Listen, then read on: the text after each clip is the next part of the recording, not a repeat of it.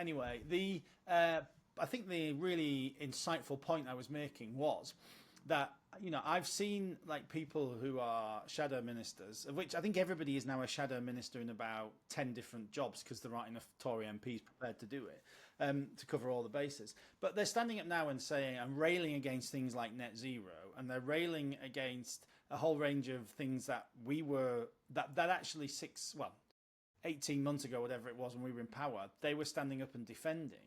And there just seems to be this like massive credibility thing because we haven't really got new faces. It's the same people who are still there who were obviously senior ministers or MPs, at least in the last parliament.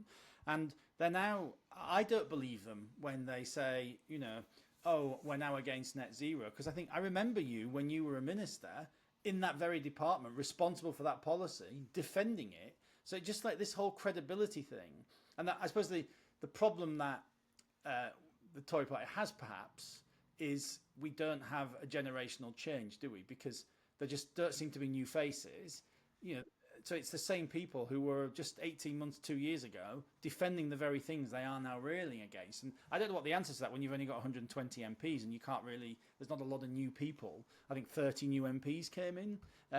But was there anybody who, to that point, I suppose, who of new MPs, who kind of excited conference? I remember going when David Cameron was a new MP, before he was leader, any of that, but he was a new MP, and he spoke at a lot of things, and people were like, "Oh, he looks like somebody who could be good for the future." Was there any sense of that at all? Yes, the new intake of MPs are definitely very ambitious, very clear to distance themselves from the party's past mistakes, So from me, you, and and Holly. basically, yeah. But and you can and the way you can tell that business and lobby groups are listening to them a lot is they're on all the panels. All of the panels, bar a couple, had a new intake. And as you said, there's not that many of them. There was not that many new Conservative MPs elected for the first time in 2024, but they were getting around the media studios, the fringe events.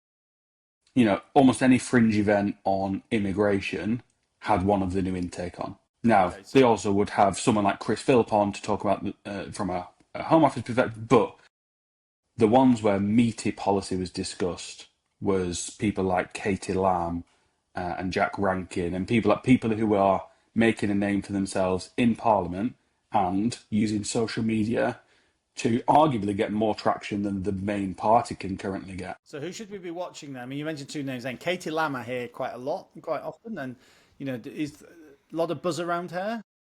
Yeah, there's definitely a lot of buzz around Katie Lamb, and her views on immigration, one, resonate with the party base. Two, I think are pretty much in step with where the public is. And three, I think are broadly in line with where Kemi wants the party to get to, which then poses questions, but why were those people not more prominent in the main party programme? If that's the image we're trying to rebuild, why not put those people on the main stage? Obviously, they're not going to get a Secretary of State spot, but we all know the main stage is nothing's going on most of the time. So why not say, right, okay, we're happy to let our backbenchers who are crafting this new image, who are talking about things that it is more difficult for those who've been elected in previous parliaments to talk about. You go and do it. You go and sell the message, and it helps boost their profile. And I had this conversation with someone that we all served with and said, part of the problem is everything was too tightly controlled. But too tightly controlled in the way when we were there, no one in government wanted to go on the media and defend anything because there was a lot of things that were indefensible. But also they didn't want anyone else going and defending anything because they didn't know what you'd say. And you go, well, that left a massive void. That void has existed for the last year, which is why Reform have been able to march ahead as high as it is. But there's still a nervousness in the party about letting those backbenchers have big slots and big roles.